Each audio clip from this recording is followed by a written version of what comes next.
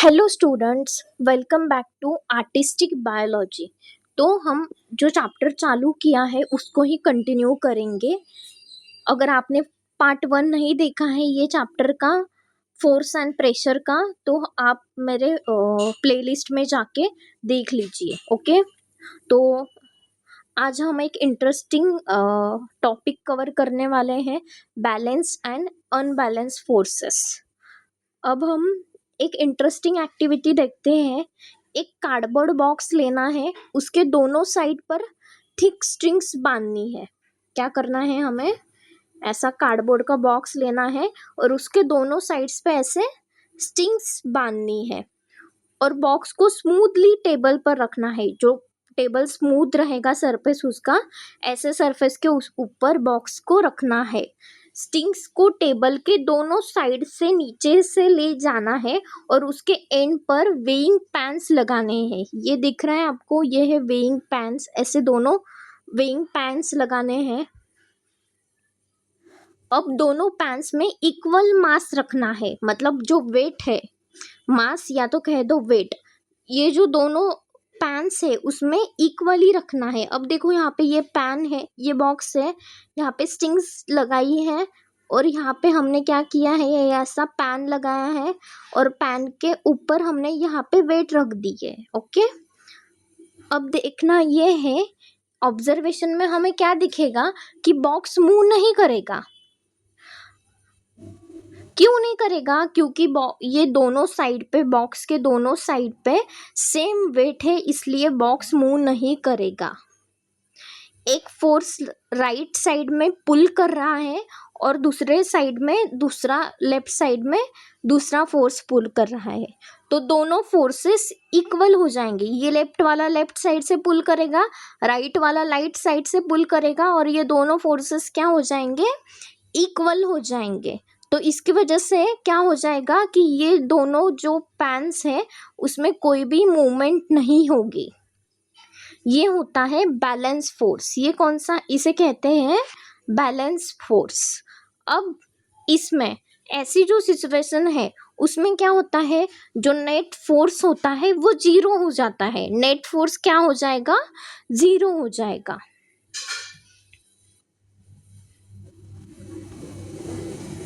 अब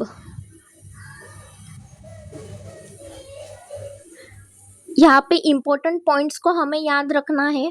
balance forces object की state को चेंज नहीं करते। ये जो बैलेंस फोर्सेस है, यहाँ पे देखो ऑब्जेक्ट की स्टेट चेंज नहीं हुई, तो ये जो है बैलेंस फोर्सेस जो है वो ऑब्जेक्ट की स्टेट को चेंज नहीं करते। अगर ऑब्जेक्ट रेस्ट में है तो रेस्ट में ही रहेगा, अगर ऑब्जेक्ट रेस्ट पोजीशन में है तो वो रेस्ट पोजीशन में रहेगा, अगर मोशन में है तो सेम स्पीड और सेम डायरेक्शन में मूव करता रहेगा। ओके, अब देखते हैं अनबैलेंस्ड फोर्स। अब मान लो एक पैन में ज़्यादा मास रखा है। अब देखो वही एक्टिविटी कंटिन्यू करनी है। ये बॉक्स है, यहाँ पे हमने स्ट्रिंग बांधी, यहाँ पे पैन्स लगाए। पैन्स में हमने क्या किया है, यहाँ पे एक ही वेट रखा है, यहाँ पे 3 वेट रखे हैं। हमने क्या किया है, ये जो वेट है यहाँ पे अनइक्वल्स वेट रखे हैं, तो जिस साइड ज़्यादा वेट है उस साइड क्या करेगा, ये मूव हो जाएगा। ये जो है ये मूव हो जाएगा और उसी डायरेक्शन में मूव करेगा जहाँ फोर्स ज़्यादा है। इस सिचुएशन को कहते हैं अनबैलेंस फोर्स। ये सिचुएशन को क्या कहा जाएगा? Unbalance force. अब ये अनबैलेंस फोर्स में नेट फोर्स जो है वो जीरो नहीं रहेगा। ओके, अब देखो ये एक इम्पॉर्टेंट पॉइंट यहाँ पे याद रखना है। ये जो अनबैलेंस फोर्स होते हैं वो ऑब्जेक्ट की मोशन को चेंज करते हैं। क्या होता है, ये जो अनबैलेंस फोर्सेस जो होते हैं ये जो ऑब्जेक्ट की मोशन को क्या करते हैं, चेंज करते हैं। Okay, moving to the next slide.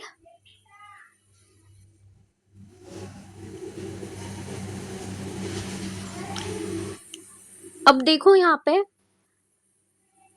Force in the same direction. अब देखो यहाँ पे ये बॉक्स है, ये बॉक्स को दो बच्चे क्या कर रहे हैं, सेम डायरेक्शन में मूव कर रहे हैं बॉक्स को, तो क्या हो जाएगा, ये जो फोर्स 1 और फोर्स 2 जो क्या हो जाएगा, F1 plus F2, resultant force क्या हो जाएगा, F1 प्लस F2, और बॉक्स क्या करेगा, मूव करेगा, ठीक है।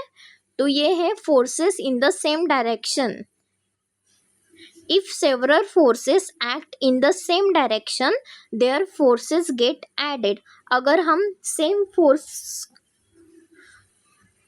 दे रहे हैं और सेम डायरेक्शन में दे रहे हैं तो क्या हो जाएगा, वो दोनों फोर्स 1 मतलब F1 और फोर्स 2 मतलब F2, ये क्या हो जाएगा, दोनों ऐड हो जाएंगे, तो रिजल्टिंग फोर्स कैसे आएगा आपका F1 प्लस F2। अब नेक्स्ट देखो, forces in opposite direction. If two forces act in opposite direction, the effective force is equal to the difference between them. For example, tug of war. अब देखो यहाँ पे ये हम आपने स्कूल में देखा होगा, थग ऑफ वॉर खेलते हैं, अगर दोनों साइड से, ये साइड से और ये साइड से अगर सेम फोर्स अप्लाई होगा तो क्या हो जाएगा, ये रस्सी मूव नहीं होगी, पर अगर यहाँ इस साइड से ज़्यादा फोर्स लगा तो क्या हो जाएगा, ये रस्सी यहाँ पे मूव हो जाएगी। तो इसके लिए हम रिजल्टेंट फोर्स क्या करेंगे, F1 माइनस F2 दोनों का हम डिफरेंस निकालेंगे। रिजल्टिंग फोर्स अगर फोर्स सेम डायरेक्शन में है तो हम क्या करेंगे, ऐड कर देंगे F1 प्लस F2, तब हमें मिलेगा रिजल्टिंग फोर्स। और अगर फोर्स अपोजिट डायरेक्शन में हो रहा है तो क्या हो जाएगा, F1 माइनस F2 सब्सट्रैक्शन हो जाएगा। अगर हमें रिजल्टिंग फोर्स चाहिए तो क्या हो जाएगा, फोर्स 1 में से फोर्स 2 माइनस हो जाएगा।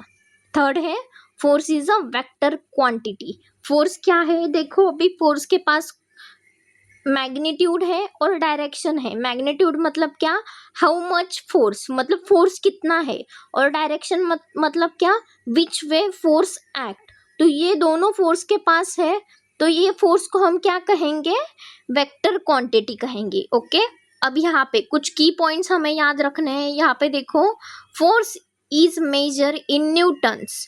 फोर्स किस में मेजर होता है, न्यूटन्स में मेजर होता है, और इसको हम रिप्रेजेंट कैसे करेंगे, कैपिटल N से। Okay, it can change the state of rest और motion of an object. Force क्या करता है, जो रेस्ट पोजीशन है उसे चेंज करेगा, या तो ऑब्जेक्ट का जो मोशन है उसे चेंज करेगा। It can change the speed, direction और shape of the object. Okay, moving to the next slide. Effects of force. When force is applied on an object, many changes can happen. जब भी हम object के ऊपर अगर force apply करते हैं तो उसमें बहुत सारे चेंजेस दिखते हैं। अब वो इफेक्ट्स कौन कौन से हैं वो हम दिखेंगे। A force can move a stationary object. अगर एक ऑब्जेक्ट स्टेशनरी फेज में, मतलब वो एक जगह पे ठहरा होगा, वो ऑब्जेक्ट एक जगह पे स्टेबल होगा, तो अगर हम इसके ऊपर फोर्स अप्लाई करेंगे तो वो क्या हो जाएगा, वो ऑब्जेक्ट दूसरे तरफ मूव हो जाएगा। For example, a football starts moving when kicked. देखो अभी फुटबॉल ऑब्जेक्ट है, वो स्टेबल पोजीशन में रहेगा, पर अगर उसको हमने किक किया तो क्या हो जाएगा, वो स्टेशनरी फेज से निकल जाएगा। ओके, सेकेंड इफेक्ट देखो, अ force can stop a moving object. अब क्या है, फोर्स से हम जो मूविंग ऑब्जेक्ट है उसे हम स्टॉप कर सकते हैं। जैसे कि बाईसाइकिल चल रही है, फिर हमने फोर्स लगाया और बाईसाइकिल को स्टॉप किया, तो इसकी वजह से क्या हो गया, जो मूविंग ऑब्जेक्ट है वो स्टॉप हो गया। Third, change the speed of an object.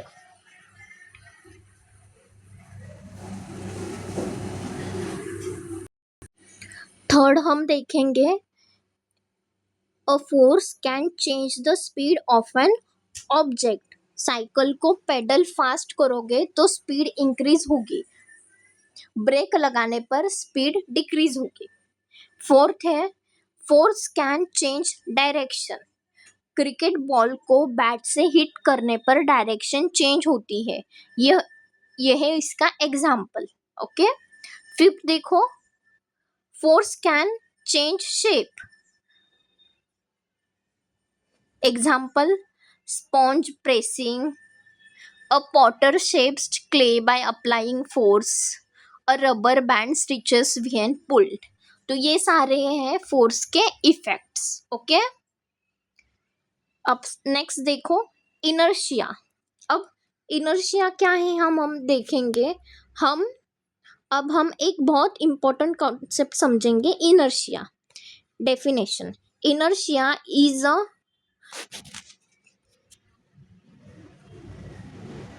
tendency of an object to resist changes in its state of motion.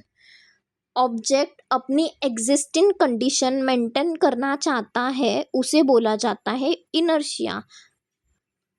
अब यहाँ पे हम एक एक्टिविटी देखेंगे तब हमें समझ में आएगा. एक ग्लास के ऊपर पोस्ट कार्ड रखना है और पोस्ट कार्ड के ऊपर कॉइन रखना है. अब पोस्ट कार्ड को क्विकली पुश करना है तो हमें दिखेगा ऑब्जर्वेशन में कॉइन ग्लास में अंदर गिर जाता है. तो इसका रीज़न क्या है. कॉइन इनर्शिया की वजह से रेस्ट में रहना चाहता है. कार्ड क्विकली मूव हो गया लेकिन कॉइन अपनी जगह पर चल रहा और ग्रेविटी की वजह से ग्लास में गिर गया.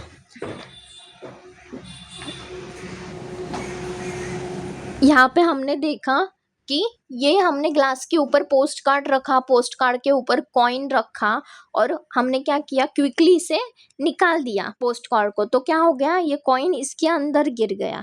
तो ये क्यों हुआ कि कार्ड क्विकली मूव हो गया तो कॉइन अपनी जगह पर रहा और ग्रेविटी की वजह से ग्लास में गिर गया. Okay, activity number 2. हमें क्या करना है, हमें वेट लगाने हैं, स्टिंग लगानी है, उसके ऊपर वेट लगाना है और फिर दूसरी स्टिंग लगानी है. तो अब यहाँ पे आप देखोगे कि इसमें क्या करना है, हमें स्टिंग को पुल करना है. क्या करना है, स्टिंग को पुल करना है. अगर स्टिंग को सडनली पुल करोगे तो स्टिंग टूट जाती है. मार्स इनर्शिया की वजह से रेस्ट में रहना चाहता है और अगर इसे स्लो पुल करोगे तो स्टिंग जो है, वो जो मास है वो भी निकल के आता है. तो स्लो पुलिंग से टेंशन ऊपर स्टिंग में ट्रांसफर होता है. ओके, नेक्स्ट देखते हैं प्रेशर. अब हम प्रेशर समझेंगे. आपने टायर फिलिंग मशीन देखी होगी, उनमें प्रेशर मीटर होता है. एयर को फोर्स से कंप्रेस करके टायर में भरा जाता है, यानी फोर्स और प्रेशर रिलेटेड है. अब देखो और एक देखते हैं नेल एक्सपेरिमेंट. नेल एक्सपेरिमेंट में क्या किया है उन्होंने, शार्प पॉइंटेड जो नेल है उसे क्या किया है, हैमर से वुडन प्लैंक में पुश किया तो नेल उसमें इजीली चला गया और जिसका ब्लंट एंड है उसको उन्होंने पुल करने की कोशिश की तो वो उसमें नहीं गया. तो सेम फोर्स स्मॉल एरिया पर अगर लगता है तो प्रेशर ज़्यादा हो जाता है और इसकी वजह से ये जो है ये पेनिट्रेट करके अंदर चला जाता है. अब और एक एग्जांपल देखते हैं. अगर शार्प नाइफ है तो उससे वेजिटेबल इजीली कट होती है. ब्लंट नाइफ होगा, मतलब जिसको शार्प नहीं होगा ज़्यादा, वो ब्लंट होगा नाइफ, तो उसमें वेजिटेबल्स इजीली कट नहीं होती. उसका रीज़न क्या है, शार्प नाइफ का एज थिन होता है, पतला होता है, एरिया कम होता है. इसकी वजह से क्या होता है, प्रेशर ज़्यादा लगता है. और जो ब्लंट नाइफ है उसका जो एज होता है वो मोटा होता है, ब्रॉड होता है. इसकी वजह से क्या होता है, एरिया ज़्यादा होता है तो प्रेशर कम हो जाता है. ओके,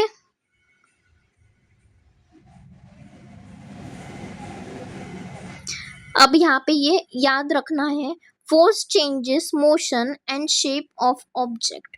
फोर्स क्या करता है, मोशन को चेंज करता है और जो ऑब्जेक्ट का शेप है उसे भी चेंज करता है।